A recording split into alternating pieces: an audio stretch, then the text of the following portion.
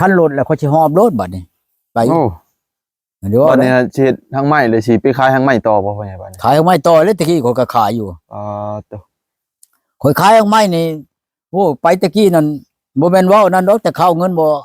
เป็นราคาก็มื้อนึง 4,000 บ่ขาดจักมื้อลด 4,000 บาทแต่ละมื้อนั่นไดข่อยขายห่อละ100ห่อละ100บาทเด้บัดนี้ไปขายกระดาษพลานดงเห็นบ่อยู่พี่อยู่น้าพี่หลอกพี่ล่างนี่จนน้ำข่อยฮอดเฮือนน้ำหยังน้ำมันน้ำชื่อเฮาไม้น้ำข่อยนั่นบัดนี้ตำบิดนั่นคันว่าขอชิมขอกินข่อยให้ชิมรู้ได้ของแนวข่อยรู้จักแล้วชิมมันก็น้ำข่อยโลดผู้นั้นน่ะเป็นทางไม้น้ำบ่เป็นน้ำบ่พ่อใหญ่เป็นหมัดบ่เป็นอันนั้นมันเป็นแปลว่าข่อยอัดเขาแบบมันยานเชื้อชีวิตโตข่อยเห็นแบบนั้นแหละบดแล้วอัดเป็นเม็ดครับบ่แม่นเป็นเม็ดเป็นเปียงอย่าคือขมากนี่นะขมากเขาเคี่ยวนี่นะโอ้แบบนั้นอีกเนาะพ่อใหญ่เนาะข่อยอัดเขานี่แป๊บน้ำนี่ข่อยมาอัดใส่แป๊บน้ำเป็นน้ำบนใหญ่ดอกจำนิ้วนะเปียงจำนิ้วนี่มุนทนนี่แป๊บน้ำนี่ข่อยอัดเขาตีมันไปตากบัดนี่แถวนี่อันนี้นะแยงปูลานนี่แถวนี้แบบยาแก้ปวดเนาะก็เขียนแก้ปวดใช่เป็นแถวไปตัวนี้แก้กระเพาะก็เป็นแถวไปเลยเป็นแถวพุ่นแล้วเป็นร้อยอันก้อนพันก้อนพุ่นแล้วข่อยเห็นไปนะบ่แม่นน้อยเด้ข่อยเห็นข่อยอัดแล้วแหละนะข่อยก็มาเขาเอาอันทงยางมาแล้วข่อยก็อัดเขาทงยางบัดนี้อันห่อ1 2 เม็ด2ห่อ2อันก้อนนะห่อ1 2 ก้อนต่อ100 บาทคันว่าผู้มีเงินตะกี้นั่นเงินบาทนั่นเงินกีบมัน25,000ต่อ100ตะกี้น่ะคนไปขายเดี๋ยวนี้แฮงเตละ60เขาก็ขายตามฮีตของมันหลังอันคือว่ายานอันนี้แหละยานแค่ถ้าล่มถ้าเล่มราคามันบ่สูงได้บัดนี้ได้ตัวนี้ห่อหนึ่งไปแล้วมีผู้อยากชิมก็ใช้ชิมเลยนะก็จะเอามันกระคักนะวันนี้มันแล่นน้ำลังคอยเบิ่งบัดนี่นะก็จะเอาปานนั้นผู้ใดเรื่องอันขายยานี่ก็จะขึ้นฮอดวิริผู้ไปทั่วบ้านใดช่วงเช่งก็จะไปทั่วมันเบิดเดี๋ยวนี้ต่อไปนี่นะสิเฮ็ดอะไรไปพ่อใหญ่ขี่รถจักรนี่บ่แล้วก็เอารถใหญ่แล้วไปบัดนี้ก็เอาแล้วรถจักร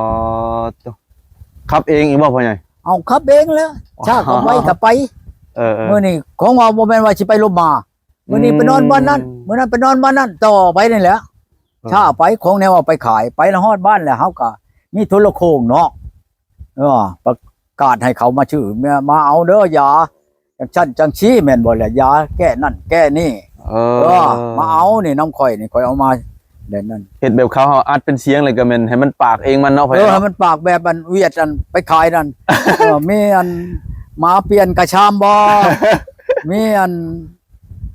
โทรศัพท์ห้างเปลี่ยนนั่นกระชามบ่มันว่าเฮาก็อัดเข้าหน้าเราก็เจียบไปรู้แล้วบัดนี้เข้าไปบ้านแล้วก็ดีเอ้ามันสินั่นไปจังอีกบ่พ่อใหญ่พูดของแนวค่อยลืมบ่แหละตั้งแต่คือบ่เฮาไปเลยบ้านปอแม่นบ่เมืองนองเฮาก็ไปบัดนี้ไปบ้านนั้นเฮาก็เช่าเฮาก็จักแล้วเฮือนนั่นไปก็เช่าเฮือนนั้นเฮือนเขานั่นเข้าเฮาถือไปอยู่ในรถเฮามันสิมีปัญหาหยังถือเขาถือแนวต้มแนวแกงไปแล้วเนาะครบเบิดม.1 ม.หยังเฮาสิเอาใช้นานเบิดในรถเฮาหั่นสิไปตลาดนัดบ้านนั้นเฮาไปบ้านนั้นไปขายอยู่หั่นในนั้นนะค่อยสิเฮ็ดในนั้นแหละเดี๋ยวนี้น่ะมันเฮ็ดในอื่นมันบ่ได้แล้วตัวสิไปฮอดอันน่ะบ่มีหยังก็พ่อใหญ่บ้านผู้สาวทั้งผู้น่ะบ้านกังบ้านยังไปเบิดบ่ไปเบิดแล้วบ้านเมียเก่าบ้านกังเมืองตะโอยนั่นไปเลยแล้วตะขอกตะแขกขึ้นเบิดเนาะพ่อใหญ่เนาะเช่าก็มันมีเฮือนเช่าอยู่เฮาก็บ่เช่าเฮือนบ่อนเมียเฮาปะแล้วน่ะเฮาก็เช่าบ่อนอื่นต่างไปหาหมู่เลยบ่พ่อใหญ่บ่ต่างไปลิ้นไปหยังแน่นี่ผู้มักงานทานให้เฮาก็คันว่าเบิ่งมันเป็นตาเฮาก็เอาบ่เป็นตาแล้วเฮาก็ไปเลยไปติดไปต่อนี่แหละไปนี่แม่นเห็นเมียนี่สมมุติว่าเห็นผู้มักนำบ่แม่นเมียเห็นผู้มักนี่แม่นเอาแล้วแม่นไปขายยานำกันเลยบ่พ่อใหญ่ไปขายนำกันนี่แล้วบอกเนาะเมียของชีพจ้างคนมาอยู่ในเฮือนนี่อีกต่างหากนะนี่ดอกกูมาอยู่คนในบ้านนี่แหละ บัดงัวแล้วก็ปล่อย มัน ไป ก็ สิ ให้เขาเบิ่งให้แหล้ว อืม ผู้เฮาจ้างนี่แหละผู้ เออ ให้มัดให้หยังก็ดีบ่แม่นว่าเฮาสิปะละเลยโทรศัพท์เขาก็มีอยู่ในนี่เฮาก็โทรถามเป็นจังไดจังซั่นจังซี่เฮาก็แต่ละเทื่อแต่ละมื้อนะ เออยานี่มียาแบบใดแน่พ่อใหญ่คำเฮ็ดไปนี่หลายแบ เอา บ ยาพื้นเมืองเขาเนี่ยยากกไม้นี่แหละ เออ ถือว่าเขาไปแม่นบ่ขึ้นไปพุ่นแล้วผู้พาป่าไม้เขาต้องการหยังต้องการอันรถไถบ่ต้องการหยังแนวเขาต้องการหนารถจักรรถถีบบ่เขาเอาไปส่งให้เขา โอ้ เอาทุนเอามีแหละมีปัญหาหยัง โอ้ เขาจะทอนเงินข่อยเอาล้านกว่าบาทนี่เขาจะมาเป็นทุนข่อยนี่เขาจะไปรถได้บาทนี่ไหน อืม เนาะ รถไถมันก็หลายปานใด 7-8 หมื่นแม่นบ่ แม่น หมอแชนช้ำ อืม เงินเขามันเป็นล้านกว่าตอนลงมาแล้วไปบ่นี่ไปถามบ้านนี่ไผต้องการหยังเป็นงัวเป็นควายเฮาก็เอาคันว่ามันมีกำไรเนี่ย เออ งัวเท่านั้นโตควายเท่านั้นโตตัวรถเฮาก็เอาไปเปลี่ยนเอาช่างชุบมันชื่องัวไปเอารถเขาไปเอาอยู่หันแม่นแล้วว่ะ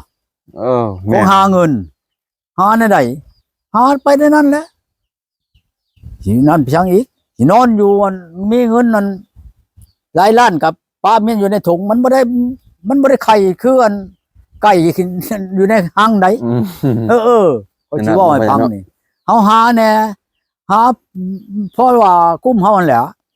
เป็นหยังก็ดี อยู่ใช้ผู้ต้องการหยังแม่นบ่เฮาลงไปบ่อนบ้าน มันมีใดชุมมุติว่าเจ้าจะเฮ็ดบ่อน้ำช้างเท่านั้นเจ้าสิเฮ็ดได้บ่เฮาก็จ้องเอาชุมเฮ็ดน้ำช้างขึ้นไปอันนั้นให้เขา มันมีชุบสรรพคุณหลายบัดนี้ อืม ผู้ถูกข์ยากปากมองเขาก็เบิ่งไปผู้นี้ผู้ทุกข์ลีแลเรานี่บ่มีเข้าวขัดแดงกันเขาบอกเฮาก็ทานไปนำ เออ นะไปนั่นบ่แม่นว่าเฮาไปอันนั้นดอกไปหา อืม หารายได้ครับแต่ว่าบุญก็เอานำบาปกับเฮานำนี่แหละเอาไปเบิดทุกอันนั่นแหละ บุญก็เอาบาปก็เอาเนาะพ่อใหญ่ บุญก็เอาบาปก็เอานั่นแหละสิหารายได้ให้แก่เฮาเบิดทุกอันก็บ่ได้ อืม วันนี้ล่ะ เฮาก็ถืออันนี้ไปข้าวไปนำนะเออ อืม ที่ชื่อเอาไม่เอาอันนี้ไปแล้วก็ฮอดบ้านนั่นเขาก็ประกาศออกแล้วเขาก็ข่าวไปนำแหล้ว อืม ลงชิปไปนำเลยนะ แม่นแล้วเนาะพ่อใหญ่ ชั้นแหล้วฮอดบ้านนั่นก็สิคิดแบบมันเบาเตียงทองนี่แหละ อ๋อเอ้าพ่อใหญ่ก็เห็นบ่เบาเตียงทองพ่อใหญ่ ฮะ พ่อใหญ่ก็เห็นบ่คลิปเบาเตียงทองเบิ่งคือกันบ่ เบิ่งหั่นแหล้วครับ เออ คือเดี๋ยวนี้คือบ่เห็นเดี๋ยวนี้เพิ่งเติบแล้วบ่เห็นเบาเตียงทอง อืม บ่เห็นออกปานใดบ่อันนั้นปานใดเนาะคือว่าว่างหันก็คืออย่างงี้ว่าจักมันยังมันนึงนะเบาเตียงทองนี่ก็ดีผู้อยากอิจฉาหลายนะคันสิเว้าแล้วนะ เออ อิชาลาวก็หลายคนอยู่ คนอีสานบางเบียดเนาะพ่อใหญ่เนาะ อิชามังเบียดคนยันลื่นกันมันเป็นนั่นแหละเรื่องหยังก็ดีเฮ็ดหยัง อืม หากแต่ค่อยขายหาก